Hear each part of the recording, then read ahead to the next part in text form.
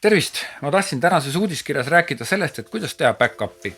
Kõigepealt siis vaatame üle eelmised uudiskirjad, ma olen 2 uudiskirja juba saatnud, ma loodan, et neist on teile kasu. Ehk siis vaatame üle 2 esimest uudiskirja, need olid siis kõigepealt, kuidas muuta WordPressi salasõna.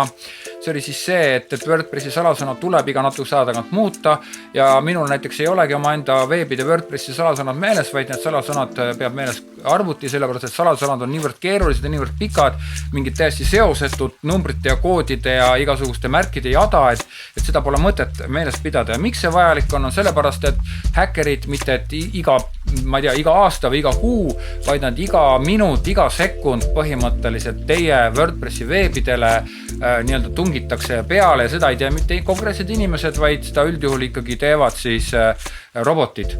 Nad lihtsalt pannakse tööle, pannakse nagu proovima mingisugust ligipääsu, see käib läbi VPN-i niimoodi, et üks sama arvuti võib tegelikult pommitada sind kord Hiinast, kord Jaapanist, kord Ameerikast, kord Prantsusmaad, see täiesti mitte mingisugust vahet ei ole, kus see ühendus tuleb, aga jah, päris palju neid selliseid rünnakuid tuleb ikkagi Indiast ja Hiinast ja noh, nii ta on. Ehk siis muuda oma salasõna, iga paari kuu tagant võiks oma salasõna ära muuta ja ära püüa seda ise meeles pidada, ära püüa mingit loogilist sükest salasõna panna, vaid las arvuti paneb ise mingisuguse oma sükse keerulise salasõna. Kui sa ei oska salasõna ise panna, siis mina otsin internetist how to create random password ja seal siis saad tavaliselt valida online'is neid erinevaid paroole. Teine uudiskiri rääkis sellest, et kuidas teha WordPressi uut kasutajat ja see oli siis nagu selle mõttega, et ära kunagi anna oma enda salasõna, oma enda kasutaja nime kellelegi teisele, et kuule, tule vaata korra mu veebi, et vaata, mis siin häda on, et äkki sa oskad parandada seda või kirjuta mingit sisu sinna. Või siis on üldse nii, et ettevõttel on nagu WordPress veeb ja sul WordPressi veebis on üks kasutaja, mille nimi on min umbes ja seda ühte kontot siis nagu kõik kasutavad selle jaoks, et seda veebi uuendada. See on jabur. Mille pärast see jabur on ja mille pärast ohtlik on sellepärast, et kui keegi selle lahti muugib, kui see nii-öelda pahalane selle lahti muugib, siis on põhimõtteliselt veebiga on nagu goodbye. Et noh, siis tuleb nagu hakata uut veebilehti tegema või kui ka varundatud ei ole, siis on nagu veel hullem, et ei saa isegi taastada.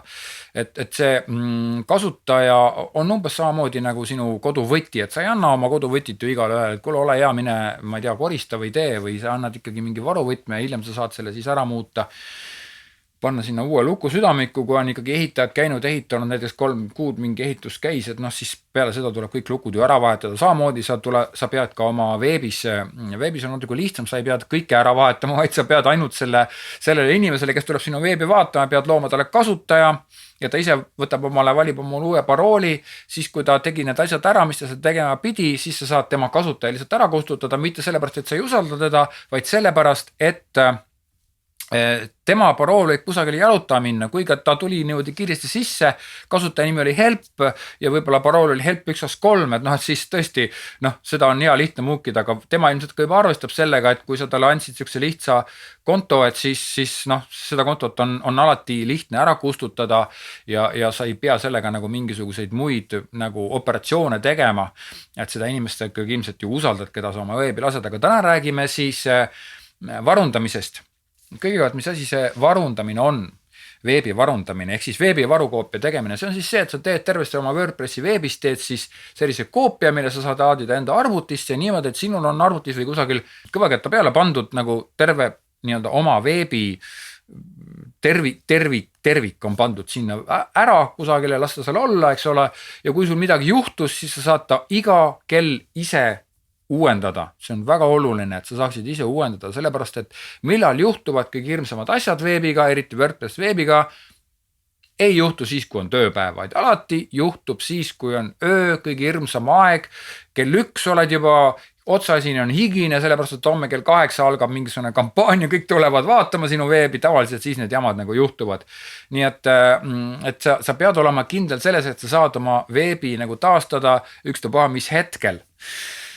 Nüüd vaatame siis üle, et millised varunduse versioonid on välja 3 varunduse versiooni, võib-olla on veel, ma ei tea, igal juhul 3 on need põhilised. Esimene on siis serveripoolne varundus. See tähendab seda, et tegelikult kõik Eesti 3 suuremat veebimajutust, ega mina ei tea, võib-olla neid on veel, aga minu teada 3 suuremat on siis Radicenter, Zone ja veebimajutus teevad ka ise sinu veebist teevad back-up'i automaatselt, ainult siis, et kui sa tahad sealt nagu taastada seda ütleme üleilmset seisu või kuni 3 kuu või 3 nädala vanust, ma ei tea, igal ühel on erinevalt, siis sa muidugi pead maksma. See summa, mis maksta tuleb selle taastamise eest, on mingisugune, ma ei tea, 18 kuni 15 kuni 30 eurot vist oli või no mingisugune siuke hinnaklass, nii et noh, ei ole midagi hullu.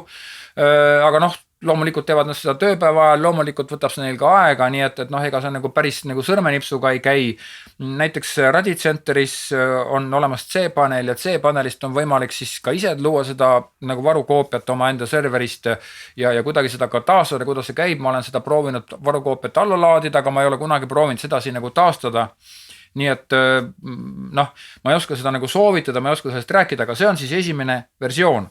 Niimoodi, et kui teil enam mitte kusagil mitte midagi ei ole ja on vaja, olete täiesti hädas nagu pisarates juba, siis alati soovitan pöörduda veebimajutuse poole, küsida, kas nad teevad varukoopiat. Kui nad varukoopiat teevad, siis kuidas seda taastada ja mis see maksab. Nii, teine variant on siis plugin. WordPressil on olemas siis plugin. Ja neid pluginad on erinevaid, otsingu peale siis mingi WordPress backup plugin või WordPress migration plugin. Selle peale tuleb siis tavaliselt välja terve virn neid igasuguseid erinevaid WordPressi varunduse ja migratsiooni. Migratsioon tähendab seda, et sa ühes serveris ehitad valmis selle veebi ja siis sa tahad seda üle tõsta, siis selle ületõstmist nimetatakse migratsiooniks. Noh, täies mahus täpselt samasugune tõstad ühest serverist teise. See on siis see migratsiooni funktsioon sellel pluginal, aga see on üks ja sama tegelikult. Mõte on selles, et sa lood enda veebist ise, WordPress veebist, lood täielikult teisendi ja see on nagu kompaktse faili näol, laadid selle enda arvutisse, tavaliselt 1, 2, 3 faili ja sellega on kõik ja sinul on olemas sinu veebi varunduse võimalus. Need pluginad on mitmesuguseid. Mina kasutan kõige rohkem duplikaatorit, mõned seda ei kasuta. Ma ei tea, ma ei oska seda öelda, kindlasti on olemas veel mingisugused paremaid ja mida üks kiidab ühte, teine kiidab teist. Üks levinumaid on veel Updraft ja siis on veel All-in-One WordPress Migration või mingi siuke, pärast seda vaatame ka. Neid on olemas erinevaid, aga miks pärast siis duplikaator kõige parem on sellepärast, et duplikaator teeb selle kompaktselt ühe faili valmis, teine on startfaili, 2 faili, laed need oma arvutisse ja pärast saad need siis serverisse üles laadida ja selle startfailiga lahti lasta ja ta teeb sinu veebi nagu täpselt nii, taastab eelmise olukorra. Nii et see on tul tegelikult täpselt selleks korraks, kui sa ei saa serverimeeste poole pöörduda, veebi hostingu inimeste poole, sa ei saa pöörduda, sul on võib-olla öösel kell 1, eks ole, mitte keegi sul sealt telefoni ei võta ja nii edasi ja kui sa kirjutad, siis vastatakse ülehomme, nii et noh, et selliseid asju ikka juhtub. Ja sellepärast on jube hea, kui sa saad ise varundada. Miks pärast on Updraft, mida päris palju kasutatakse, miks pärast on see halvem või noh, minu jaoks halvem näiteks on see, et Updrafti pead maksma, seal on loomulikult palju rohkem võimalusi, aga siis, kui sa tahad selle Updrafti nii-öelda seda migratsiooni varianti nagu kasutada, seda nimetatakse migratsiooniks isegi siis, kui sa nii-öelda endal kustutad serverist kõik failid ära ja tahad sinna uuesti taastada oma enda veebi eelmist varianti, see nimetatakse ikkagi migratsiooniks. Ja siis sa pead ostma nagu tellima tasulise versiooni, et noh, et kui saab tasuta, et siis mina kasutan seda duplikaatorit tasuta ja ma olen seda kasutanud aastaid. Nii et tal on jah, vahel mõned hädad seal küljes ja tuleb natuke putitada seda veebi, kus olete värskelt üles pannud, aga noh, see ei ole nagu midagi nii hullu. Et tegelikult see on ikkagi võimalus on sul olemas ja varsti vaatame ka seda, et kuidas üks varundamine võiks käia. Aga ennem räägime seda, et millal üldse varundada. Rusikareegel on see, et kui sa oled oma veebis midagi täiendanud, kirjutanud juurde uue blogipostituse, pannud juurde pilte, muutnud mingisuguseid tekste mingisugustes lehtedel, muutnud menüüd, ühesõnaga teinud lehed mingeid muudatusi, nüüd sa vaatad, veeb on kõik kena korras, siis peale nende muudatuse tegemist teed varukoopia ja laed omale alla endale arvutisse selle. Võib-olla küsida seda, et kas ikkagi peab alla laadima? No jube hea on, kui see sul oma arvutis alles on, õudselt hea, kõvaketas ei maksa nii palju, et sa peaksid seda tingimata seal serveris hoidma, aga jah, saab ka serveris hoida, jah, saab ka kuidagi muud moodi, jällegi teeb asja keerulisemaks, endale allalaadimine on minu meelest siuke talupoja mõistuse järgi lihtsam.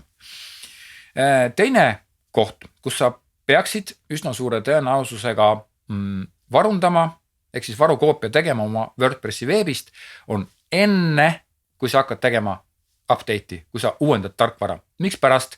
Sellepärast, et vahel juhtub uuendamisega igasuguseid asju ja enne uuendamist oli kõik korras, mõtled, ma olen uuendanud veel ära ka, et siis on veeb, tead, kohe kõik on korras, on ju hea tunne.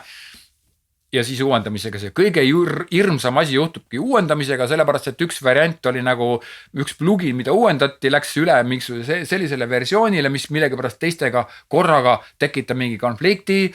Sul on ees valge aken, mitte midagi ei avane, sisse logida ei saa, mitte midagi teha pole.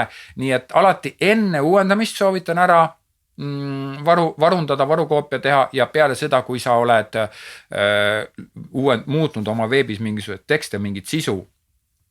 Nüüd on siis see küsimus, aga et kui sa ei tegele oma veebiga nii aktiivselt ja see veeb sul lihtsalt on, sa isegi ei uuenda seda, et kas siis ka tuleks teha varukoopiat? Jaa, tuleb ikka. Ja sellisel puhul, mille pärast? Sellepärast, et tänapäeval on niimoodi, et osad pluginad juba uuendavad ennast ise, kui sa oled seda määranud sedasi, aga kui sa oled tellinud selle kellegi käes, kes selle WordPressi teeb ja tema näiteks on pannud, et sinu pluginad ennast ise uuendavad, selline võimalus on täitsa olemas, siis ikkagi jah, tasub nagu varundada ja mis see miinimum oleks, no ma ei tea, 3-4 korda aastas vähemalt. Muideks ma oleks unustanud selle ühe varunduse versiooni ja see on WordPressi enda varunduse versioon ja see on sealt tools ja export ja WordPress ja sealt kusagilt tuleb see välja. Igal juhul selle abil saab WordPressist välja eksportida kõik tekstid, piltide asukohad, mingisugused settingud. Ma täpselt kõike ei tea, iga kord see muideks ei tööta, vahel töötab, vahel ei tööta, õigemini eksportida sa alati, aga kui sa importima hakkad, siis võib-olla näiteks potsitustel on pildid küljes, aga pildid ei tule kaasa. Tähendab, ma ei tea täpselt, kuidas see täib, minu teada ta pilte ei ekspordi, ta ekspordib ainult XML failid, kus on kirjas piltide asukohad ja siis ta justkui peaks sellest eelmisest serverist peaks tõmbama nagu pildid sisse, aga ta ei tõmba. Ehk siis kasutab WordPressi enda seda backupi vahendit ainult selle jaoks, et eksportida kõiki tekste. Mine tea, alati on lihtsam see liigutus ära teha, kohe aga vaatame, kuidas see minu duplikaatoriga käib ja kuidas see taastumine käib, vähemalt duplikaatori puhul käib see taastumine niimoodi, et kõigepealt, kui sul on see varunduse fail olemas, siis see tuleb sinna serverisse üles laadida, vana veebi failid kõik ära kustutada FTP serveri kaudu, jah. Ja siis tuleb sealt sinu veebi hostingus pead sa siis looma endale uue andmebaasi, pead teada saama, kus sinu andmebaas asub, andmebaasi aadress, siis sa pead saama teada, mis on sinu kasutajanimi, andmebaasi kasutajanimi, sa ise lõid selle ilmselt, ja andmebaasi kasutaja parool. Niimoodi, et 4 asja. Andmebaasi aadress, ehk siis host nimetatakse, andmebaasi nimi, andmebaasi kasutajanimi ja andmebaasi kasutaja salasõna. 4 asja tuleb meeles pidada ja see üldiselt ei ole ka nagu nii hull, selle kohta leiab ka veebist igasuguseid juhendeid ükstapuha millise hostingu jaoks, nii et sellega nagu suure häda, kui ikka suure häda käes on, sa saad sellega hakkama. Kui rohkem aega on, siis loomulikult saad kellegi käest abi küsida, aga see on tegelikult üks väga hea variant. Nüüd vaatamegi üle selle, et kuidas peaks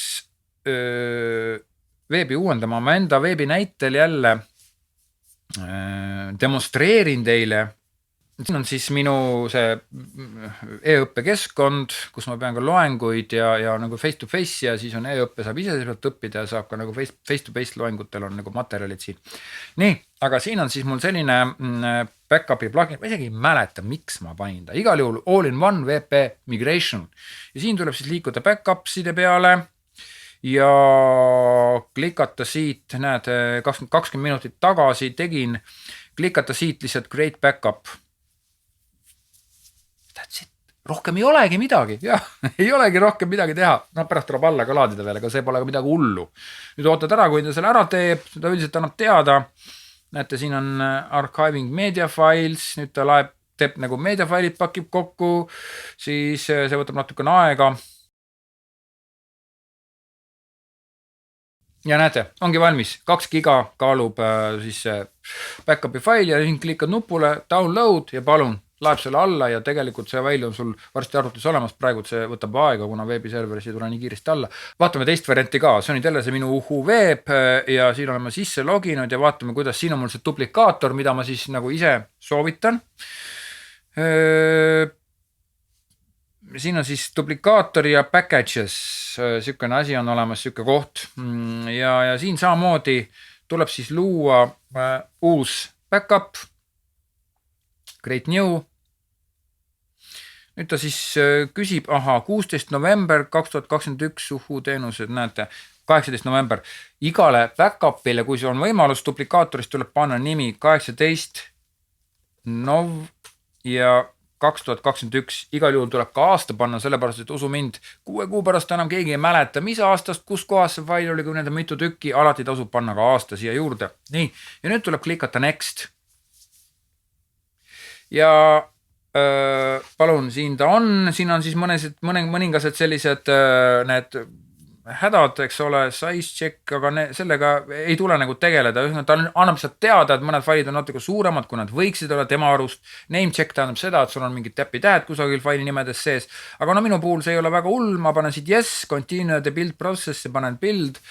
Ja nüüd ta teebki ära selle nii-öelda kogu selle paki teostamise, kokkupakkimise ja andmebaasist varukoopia, failidest varukoopia, postitustest, piltidest, värkidest, teemast, absoluutselt kõigist teeb varukoopia, nii et üsna mugav variant ja see ei võta niivõrd kaua aega, et sellega peaks nagu, et sellega ei saaks üks tavaline inimene hakkama, kes on oma WordPressi lihtsalt oskab sisse logida, see ei ole ka nagu mingisugune niivõrd keeruline ega raske protsess. Nii, aga näete, tegigi ära.